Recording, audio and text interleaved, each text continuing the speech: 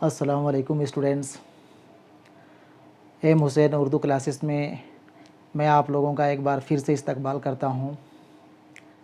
आज हम लोग उर्दू पढ़ना लिखना के सिलसिले को आगे कंटिन्यू करते हैं, जारी रखते हैं। ठीक है, कल मैं आप लोगों को लड़कों के 5 टाइटल नाम मैं लिखना सिखाया था। आज मैं लड़कियों के औरतों के 5 टाइटल नाम यहाँ पे लिखता हूँ, एक एक करके आप लोग ध्यान से देखेंगे। एक एक हर्फ, एक एक लफ्ज़ को आप लोग गौर करेंगे, गौर से देखेंगे, ध्यान से देखेंगे। मैं कैसे कोई भी हर्फ को लिख रहा हूँ, कोई भी हर्फ को दूसरे हर्फ के साथ कैसे मिला रहा हूँ, उसे बिल्कुल आप लोग ध्यान से देखेंगे। जो भी लफ्ज़ मैं लिखूँगा आप उसे उतार सकते हैं। ठीक है, मैं अभी 4-5 टाइटल यहाँ पे लिखूँगा। शायद आजकल की लड़कियों का वो टाइटल ना मिले, क्योंकि अब नाम ऐसे ऐसे रखे जा रहे हैं जो गैर मुस्लिम तो क्या, हम लोगों को भी ये पूछना पड़ता है कि क्या बोली, क्या नाम है, क्या नाम बताई, पता ही नहीं चलता है। बहुत से नाम ऐसे होते हैं जो बिल्कुल पहली बार सुनने को मिलता है। ठीक है, लेकिन यहाँ जनरली मैं अभी वैसे लफ्ज़ों को लिखूँगा, वैसे टाइटल्स लिखूँगा जो अभी भी कई लड़कियाँ लिखा करती हैं। साथ में आप लोगों की माँ बहनें या जो पुरानी औरतें हैं उनके नामों में तो लगभग टाइटल यही सब दिखाई पड़ेगा जो मैं यहाँ पे लिखने जा रहा हूँ। ठीक है, सबसे पहले आरा लिखती है ना, आरा लड़कियाँ लिखती हैं या लिखती थी कहा जाए, अगर नहीं भी लिखती हैं तो यहाँ पे पहला लफ्ज़ है आरा। हिंदी में लिखते हैं आरा। ठीक है ना, आरा। देखा जाए इसके लिए, आरा के लिए किस किस हर्फ का इस्तेमाल उर्दू में होता है।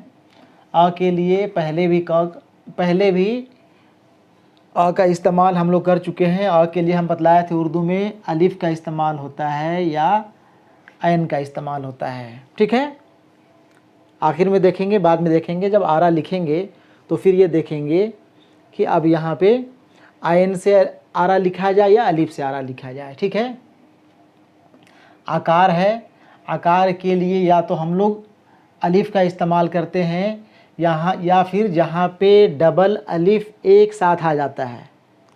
अगर दो अलिफ एक साथ आने का इम्कान हो, 2 अलिफ एक साथ आने की संभावना हो उर्दू में, वहाँ पे आकार की जगह में मद का भी इस्तेमाल करते हैं। इसे कहते हैं मद। ठीक है ना, इसे कहते हैं मद। उसके बाद र है। र के लिए कल भी हम बताए थे, र के लिए ये ऐसे र का इस्तेमाल किया जाता है। ऊपर से सीधा आएंगे और ऐसे कोना बनाते हुए यहाँ पे इसे मोड़ देंगे, ये है र। ठीक है, फिर से आकार आया, फिर से आकार के लिए अलिफ का इस्तेमाल होगा। ठीक है ना, आकार के लिए अलिफ का, जैसे आकार है वैसे ही ऊपर से नीचे अलिफ आएंगे। अब हम मिला के देखते हैं आरा कैसे लिखाता है। ठीक है, आरा यहाँ पे लिखते हैं, बगल में लिखा जाएगा आरा, अलिफ से लिखेंगे। अब फिर वही बात, ऐन से लिखा जाए या अलिफ से लिखा जाए, आप लोग आरा जब भी लिखेंगे आप लोग अलिफ से आरा लिखेंगे। ठीक है ना, तो यहाँ पे अलिफ, ये तो अ के लिए आया। अब आकार के लिए क्या एक और अलिफ ले आया जाए। इस तरह से उर्दू का कोई भी डबल अलिफ वाला लफ्ज़ नहीं बनता है। अब यहाँ पे अगर अलिफ आ चुका है और एक बार और अलिफ आने की संभावना दिखाई पड़ रही है, या फिर यहाँ आ ही रहा है एक और अलिफ, तो यहाँ पे अलिफ में हम डाल देंगे मद। अब ये हो गया आ, ठीक है ना, अलिफ में डाल दिए, मद हो गया आ। उसके बाद र है, र के लिए र का इस्तेमाल, और फिर से हम ले आएंगे अलिफ, ये हो गया आरा।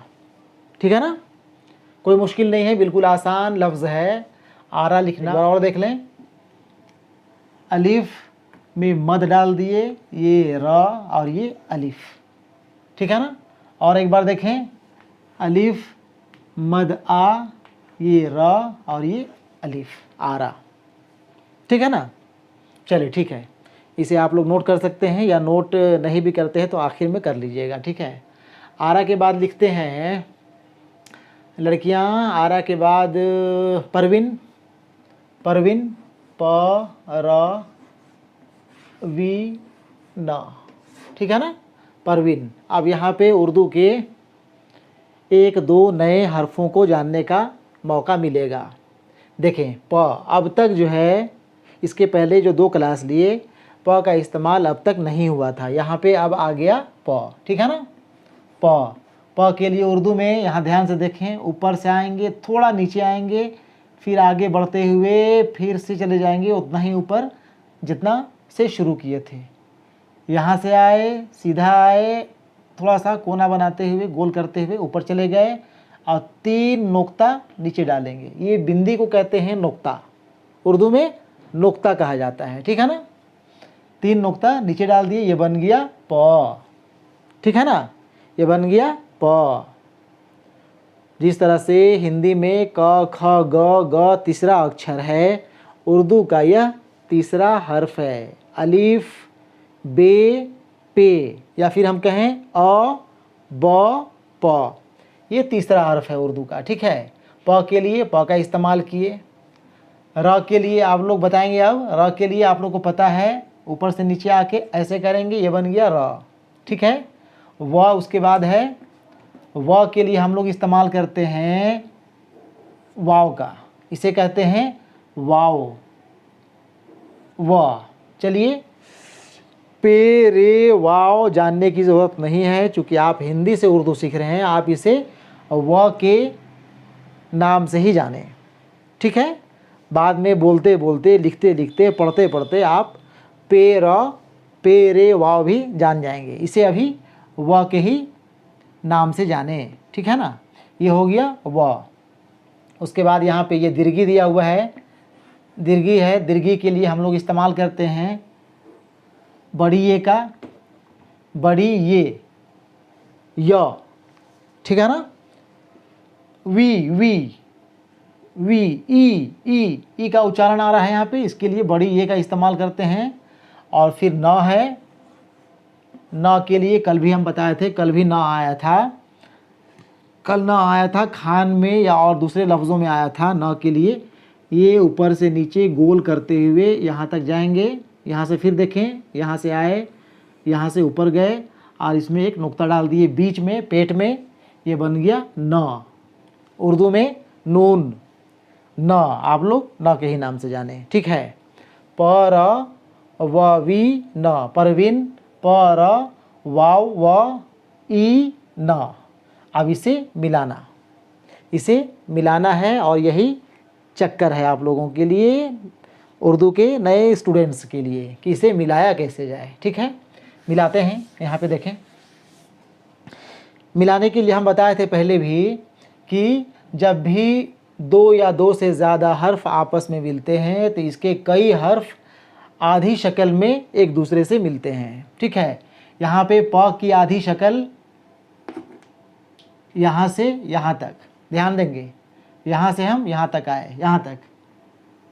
नुक्ता देने का काम आखिर में, बिंदी देने का काम हम आखिर में करेंगे। उसके बाद ये र है, र आप ध्यान देखें, यहाँ पे र ऊपर से र ऐसे नहीं करेंगे, ऐसे जो है र नहीं करेंगे। अगर इस तरह से हम अगर ऊपर चले गए, ऊपर से नीचे आए, तो देखने में तो ये र ज़रूर है, लेकिन अब ये चूँकि जिसे हम र कह रहे हैं, र दूसरे हर्फ से मिल जा रहा है, तो अब ये र नहीं रह जाएगा, बल्कि ये अब द बन जाएगा। कल हम लोग देखे थे ना, द वाला कल लफ्ज़ का इस्तेमाल हम लोग किए थे, याद नहीं आ रहा है मुझे कौन सा लफ्ज़ लिखे थे। हाँ, पहला दिन मोहम्मद लिखे थे, द का इस्तेमाल हुआ था। कल के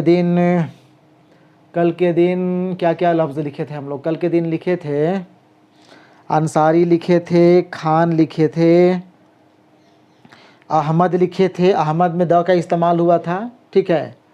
आलम लिखे थे और एक हुसैन लिखे थे। बहरहाल द का इस्तेमाल कल हुआ था। और यहाँ पे वही हम बता रहे हैं कि प के साथ हम र को मिलाएंगे तो र को र जैसा नहीं लिखेंगे, बल्कि ये ऊपर जो चला गया है ये ऊपर वाले को मिटा देंगे और सीधे यहाँ से यहाँ तक आएंगे और हल्का सा इसे तिरछा कर देंगे। यहाँ तक आए, र नीचे बनाए, ऊपर नहीं जाना। ऊपर जाएंगे तो ये र नहीं बनेगा बल्कि ये द बन जाएगा, ठीक है। ये बन गया। पर व के लिए पूरा वाव ये नहीं मिलेगा, र के साथ वाव को नहीं मिलाएंगे, ठीक है ना। वाव को हम लोग अलग रखेंगे। उसके बाद फिर य और न, ई और न।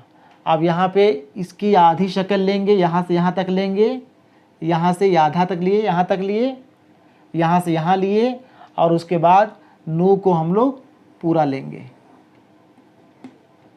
ठीक है ना। ये बन गया परवीन। और एक बार देखें, प यहाँ तक, र ऐसे नीचे आ गए, फिर वाव अलग, ये और नू जो है ये पूरा हो जाएगा। आखिर का जो भी हर्फ किसी भी लफ्ज़ में आता है, किसी भी शब्द में आता है, वो पूरा का पूरा लिखा जाता है, ठीक है ना। आखिर में न आया इसलिए न हम लोग पूरा लिखे, ठीक है।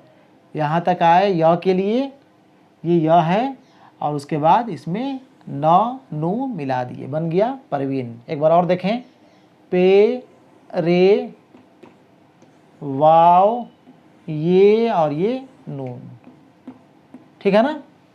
चलिए आगे बढ़ें, आगे बढ़ते हैं इसे मिटा करके।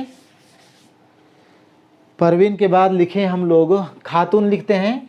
खातून का भी इस्तेमाल बहुत सी लड़कियां करती हैं। इस्तेमाल क्या करेंगी? माँ बाप नाम रख देते हैं खातून, खातून वो कहलाती हैं, खातून नाम उनका हो जाया करता है, ठीक है।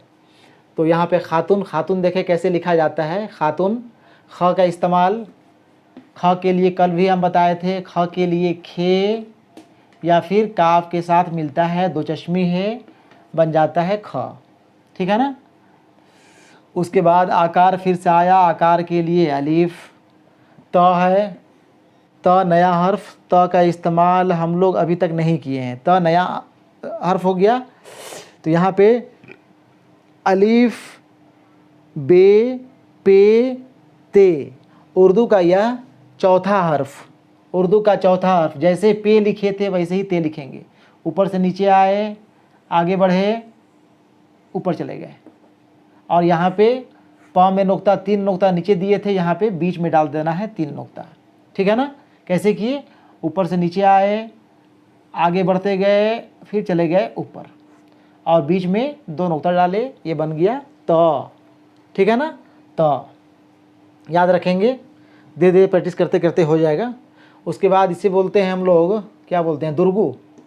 दुर्गु जो खींच के बोला जाता है थोड़ा। खातून, खातून, खातून जल्दी नहीं बोलते हम लोग, खातून बोलते हैं, ठीक है ना।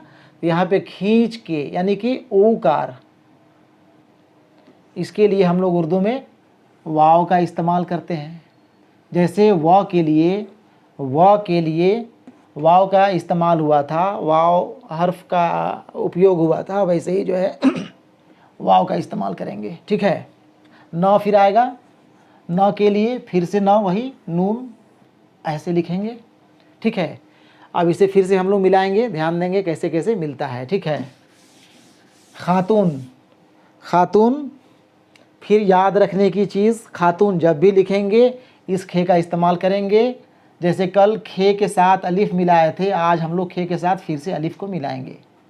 ये बन गया खा, खान लिखे थे ना, खे अलिफ खा, अनु खान बना था, वैसे ही अब यहाँ खे से मिला दिए अलिफ को, खे यहाँ तक, बस यहाँ तक, ये यहाँ तक खे आया, खे अलिफ खा, और उसके बाद ते को मिलाएंगे वाव के साथ, ते की भी आधी शक्ल लेना पड़ेगा हम लोगों को, यहाँ तक लिए वाव मिलाए।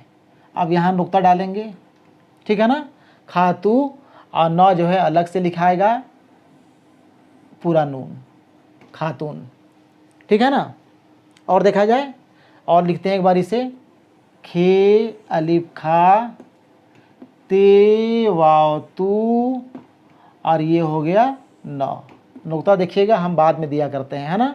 और यही तरीका भी है देने का, पहले ऐसे किए, ऊपर गए, अब यहाँ नुक्ता डाले, फिर ते के लिए ऐसे बनाए, वाव लगाए, अब यहाँ नुक्ता डालेंगे, नू के लिए पहले इसका पेट बनाएंगे और फिर इसमें बिंदी डालेंगे, नुक्ता डालेंगे, ये बन गया खातून। जितनी भी खातून होंगी ऐसे ही लिखेंगी, ठीक है। आगे बढ़ें। खातून के बाद जो ज़्यादातर नाम में टाइटल के तौर पे मिलता है, या फिर हम कह रहे हैं मिलता था, मिलता है कि अब कोई गारंटी नहीं है, अब तो जितना नाम उतना अलग अलग टाइटल, ठीक है ना।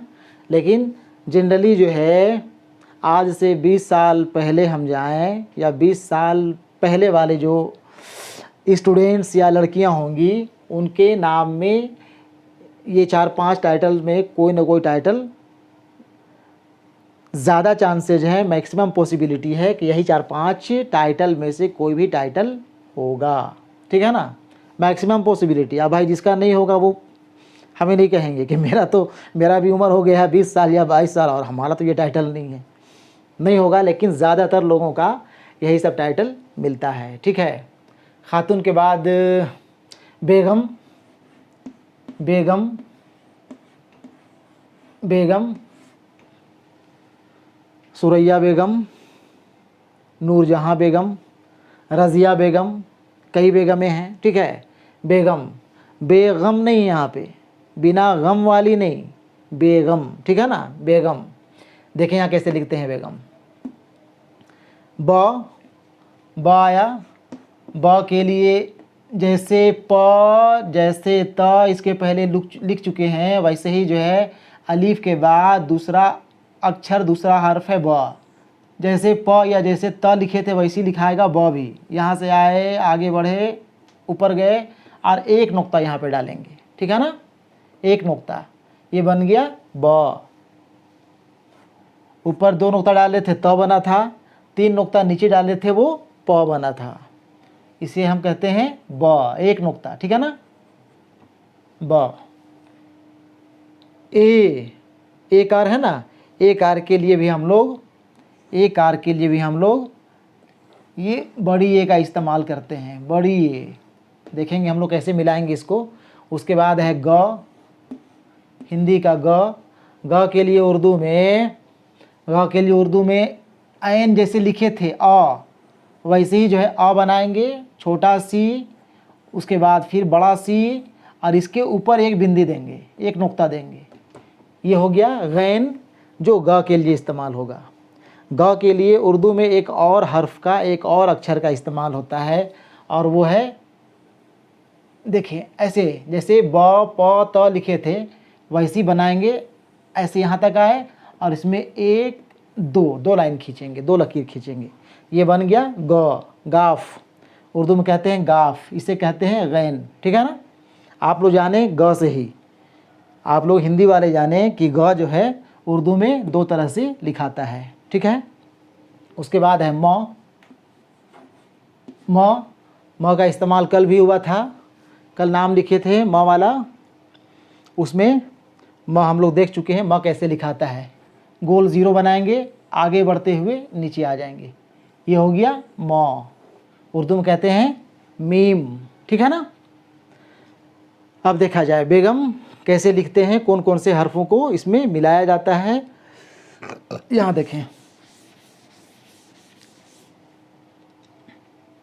बेगम, बे यहाँ तक, ये यहाँ तक नुक्ता नहीं डाल रहे हैं। उसके बाद फिर ये गाफ, अब मीम को हम बताए थे कि मीम किसी के साथ मिलता है तो इसका सर को नीचे हम लोग झुका देते हैं, मूड़ी को इसका ऐंठ देते हैं, यहाँ से ऐंठे और नीचे ले आए। अब नुक्ता देने का काम करेंगे। ब के लिए 1 नुक्ता, य के लिए 2 नुक्ता और ये गाफ है। बन गया बेगम? बना कि नहीं बना? बेगम, ठीक है ना। और एक बार देखें, बे ये ऊपर गाफ के लिए मीम को ऐसे झुकाते हुए नीचे आ गए, नुक्ता डालेंगे 1, यहाँ पे 2 और ये गाफ, बेगम, ठीक है ना। वो बेगम नहीं है, बिना गम वाला बेगम नहीं है। वो बेगम लिखना होगा तो उसके लिए हम लोग ब के साथ ये मिला देंगे बे, और गैन के साथ फिर मीम को मिलाएंगे, ये बनेगा बेगम। जो गम करता ही ना हो, गम करने वाला नहीं हो, वो बेगम है। यहाँ पे उसको लिखने की ज़रूरत नहीं है। अभी आप लोग टाइटल जाने, उसके बाद फिर आहिस्ते आहिस्ते और भी दूसरे लफ्ज़ों को जानेंगे, ठीक है। ये हो गया बेगम। इस तरह से चार टाइटल हम लोग सीख लिए। और एक कम से कम क्या लिखा जाए, और एक टाइटल जो ज़्यादातर नाम में इस्तेमाल होता है, मुझे ज़हन में नहीं आ रहा है।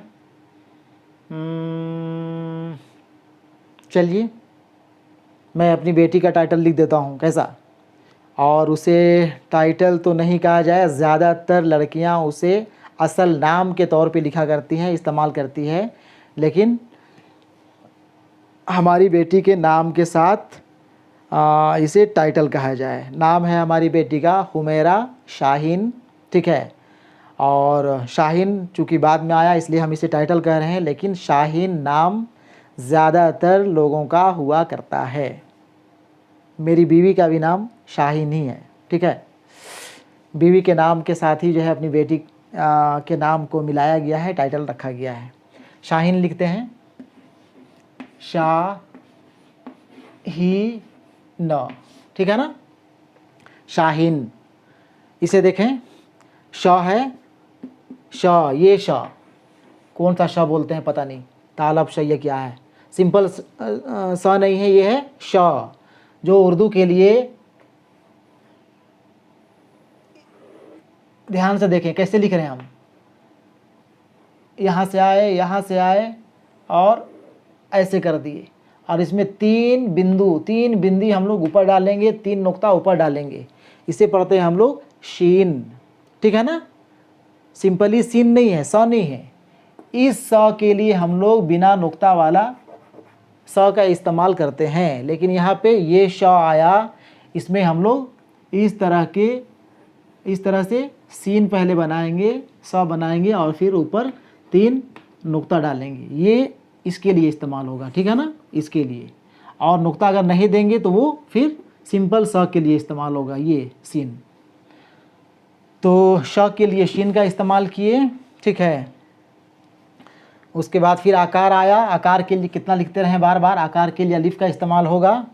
ह है, ह के लिए इस तरह से ह का इस्तेमाल हम लोग करें, या फिर 2 चश्मी है का इस्तेमाल करें, या फिर गोल है का इस्तेमाल करें। हम बतलाए थे कि 3 तरह का ह के लिए आता है, ठीक है। देखेंगे जब लिखेंगे शाहीन तो उसमें कौन सा है का इस्तेमाल हम लोग करते हैं।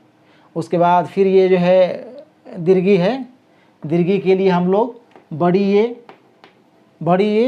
न के लिए नून। तो शाहीन लिखते हैं,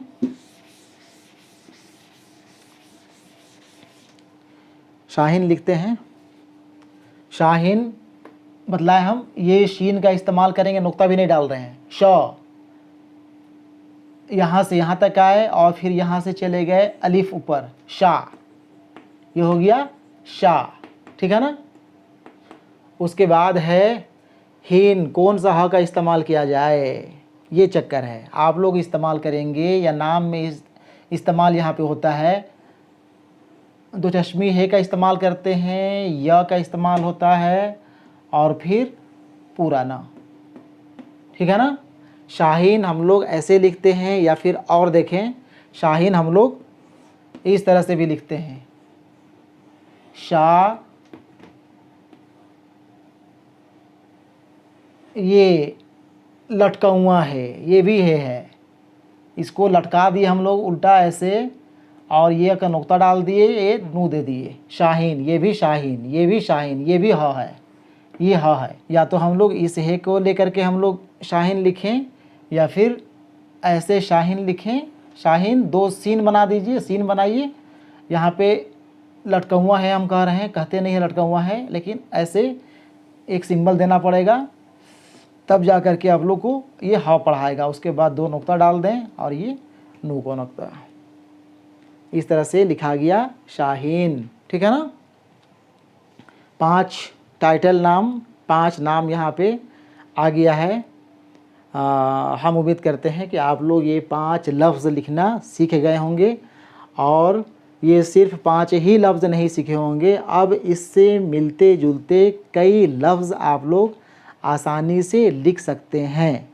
आसानी से नहीं भी लिख सकते हैं तो आने वाले दिनों में ज़रूर आसानी से लिखेंगे। ठीक है ना। ठीक है, बस आज इतने ही में अपनी बात हम ख़त्म कर रहे हैं, क्लास को ख़त्म कर रहे हैं।